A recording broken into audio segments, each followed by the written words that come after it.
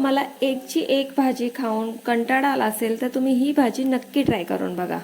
बनवणारी चमचमीत अशी गाठी शेवची सुकी भाजी। चला मग बघूया।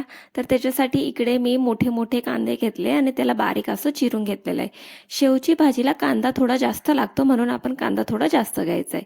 त्याच्यानंतर एक पॅन घेतलंय, त्याच्यामध्ये तेल टाकायचे, जिरं आणि मोहरी टाकायचे। ते तडतडलं की त्याच्यामध्ये आपण जो कांदा चिरला होता तो टाकून द्यायचा आहे आणि त्याला चांगला असं परतून घ्यायचं आहे सोनेरी कलर येईपर्यंत। आपला कांदा परतून झाला, आता त्याच्यामध्ये मसाले टाकायचे। तर इकडे मी लाल तिखट टाकलंय। आपल्याला ही भाजी थोडी तिखट करायची असते, नाही तर थोडीशी मिडमिडीत लागते, त्यामुळे लाल तिखट थोडं जास्त टाका। इकडे मी 2 चमचे लाल तिखट टाकलंय, हळद टाकली आणि आपले धने जिरे पूड टाकले। त्याला चांगलं असं परतून घ्यायचंय आणि मीठ टाकायचंय। मीठ चवीनुसार टाका, कारण की ऑलरेडी गाठीशेव मध्ये सुद्धा मीठ असतं। तर मीठ टाकून आपल्याला चांगलं असं परतून घ्यायचं आणि त्याच्यानंतर गाठी शेव टाकायची।